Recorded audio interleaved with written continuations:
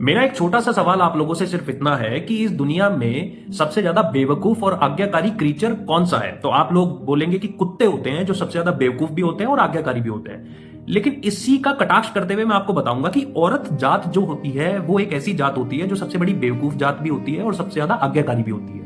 क्योंकि अगर इतिहास देखें तो औरत जात को इस दुनिया के सभी धर्मों ने इतना सप्रेस किया है, इतना डोमिनेट किया है, और उसके बाद भी औरत हमारे प्रति इतना आज्ञाकारी रही है, मर्द समाज के प्रति और इस समाज के प्रति, कि उसको कुत्तों से भी ऊपर उठाकर हमें देखना चाहिए इन क्रीचर्स में।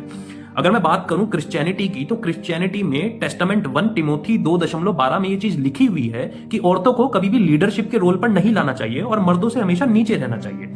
अगर मैं बात करूं कुरान की, तो कुरान में 4:34 में यह चीज लिखी हुई है कि आपकी औरत अगर किसी चीज पे नहीं मान रही है तो आप उसको मनाइए, नहीं मानती है तो उसको मारिए। कुरान में तो हालांकि 2:223 में यह तक लिखा है कि आपकी औरत एक खुला खेत है, इससे आपको बच्चे पैदा करना चाहिए। खैर, इस धर्म की तो बात ही छोड़िए।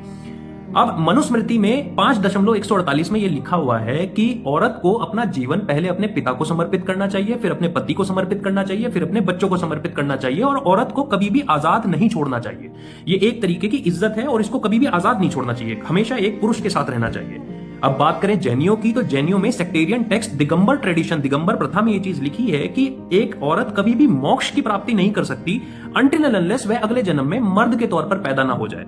बुद्ध धर्म में भी अगर हम बात करें तो विनय पिता का 8th गुरु धर्माज में यह चीज लिखी है कि एक औरत सन्यासी, चाहे उसमें कितना भी ज्ञान हो, अगर वह सामने खड़ी है किसी मर्द सन्यासी के, चाहे वह कितना भी जवान हो और कितना भी कम उम्र का हो, तो उसके सामने उसे झुकना पड़ेगा।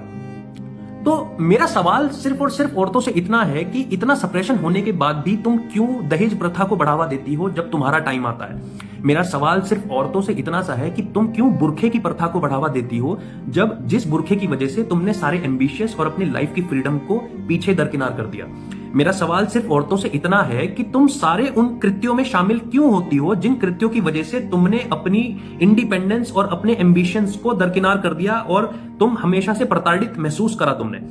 मेरा सवाल सिर्फ औरतों से इतना सा है कि कुत्तों को भी अगर 7 दिन खाना ना दिया जाए तो वो भी रिवोल्ट कर देते हैं, भौंकना शुरू कर देते हैं। तुम कब उठोगी?